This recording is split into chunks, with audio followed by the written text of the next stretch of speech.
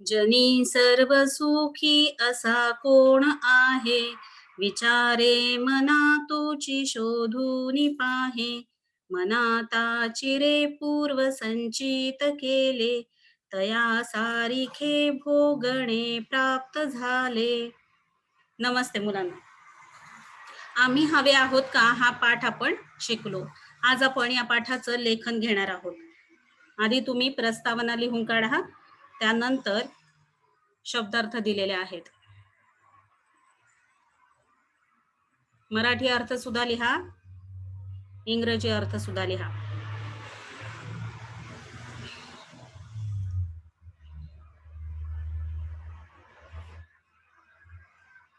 हे शब्दार्थ लिहून झाल्यावरती हे वाक्प्रचार दिलेले आहेत. वाक्प्रचार लिहा, त्याचा अर्थ लिहा आणि त्याचा खाली वाक्यात उपयोग करा. ह्याचे जे इंग्लिश मिनिंग्स दिलेले आहेत ते लिहिण्याची गरज नाही वाक्प्रचारांची. 14 वाक्प्रचार आहेत एकूण.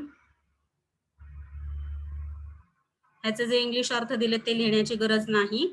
वाक्प्रचार लिहा, त्याचा अर्थ लिहा आणि वाक्यात उपयोग करा. विरुद्धार्थी शब्द, वचन बदला. पुन्हा वचन बदला दिलेले. मी तुम्हाला वेगवेगळ्या ठिकाणाहून टाकलेले मुलांनो. तुम्ही एकदाच विरुद्धार्थी शब्द घेतले की जेवढे काही मी याच्यात विरुद्धार्थी दिले असतील तेवढे सगळे विरुद्धार्थी लिहून काढा. त्यानंतर एकदा वचन बदला प्रश्न घेतला की त्याच्या खाली जेवढे मी वचन बदला दिले असतील तेवढे सगळे एकत्र लिहा.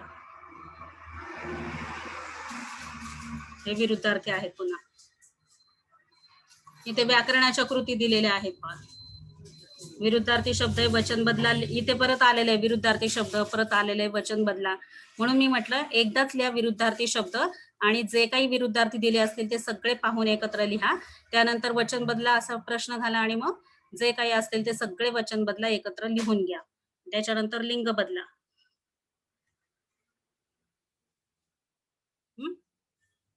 त्यानंतर हे पुस्तकाखाली जे दिलेले आहेत ते सुद्धा मी इथं दिलेले आहेत, हे पण लिहून काढा त्याच्या खाली.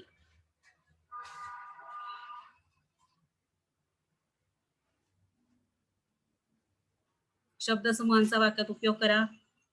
नंतर विरुद्धार्थी शब्द, जोड शब्द हे सगळं लिहून काढा. ठीक आहे.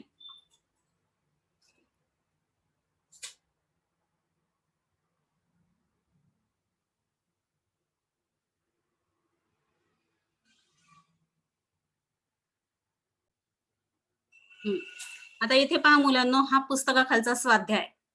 पुस्तकामधला त्या पाठाखालचा जो स्वाध्याय आहे तो. यात जे दिलेलं आहे पुढील वाक्य कोणत्या प्राण्याच्या संदर्भात आहे त्या प्राण्याचे नाव लिहा. हे टेक्स्टबुक मध्येच तुम्ही सोडवा, पेन्सिलनं सोडवा. नंतर आकृत्या पूर्ण करा. हे सुद्धा पेन्सिलनं टेक्स्टबुक मध्ये पाठ्यपुस्तकातच लिहून काढा. नंतर हा प्रश्न तिसरा पहा. सर्वच प्राणी माणसाच्या प्रेमासाठी भुकेलेले असतात, हे विधान पाठाधारे पटवून द्या. याचं उत्तर मात्र तुम्ही वहीमध्ये स्वतः लिहायचं आहे. त्यानंतर हे तर आपण दिलेलंच आहे मगाशी. हे पहा, विचार करा आणि सांगा. आम्हाला तुमची गरज आहे, तुम्हाला आम्ही हवे आहोत का? या वाक्यांतून तुम्हाला प्राण्यांबाबतची जाणवणारी संवेदनशीलता तुमच्या शब्दांत व्यक्त करा. संवेदनशीलता म्हणजे सेन्सिटिव्हिटी. तर हे सुद्धा लिहून काढा मुलांना 8 ओळींमध्ये. लेखिकेने अनुभवलेली इस्पितळातील प्राण्यांची दुनिया तुमच्या शब्दांत लिहा. तर हे सुद्धा तुम्ही लिहून काढा 8 ते 10 ओळींमध्ये. ठीक आहे. आणि बाकीचं जे आहे ते आपण नंतर पाहूयात. स्वच्छ सुंदर अक्षरात व्यवस्थित क्लासवर्क मध्ये लिहून काढा. ठीक आहे. धन्यवाद.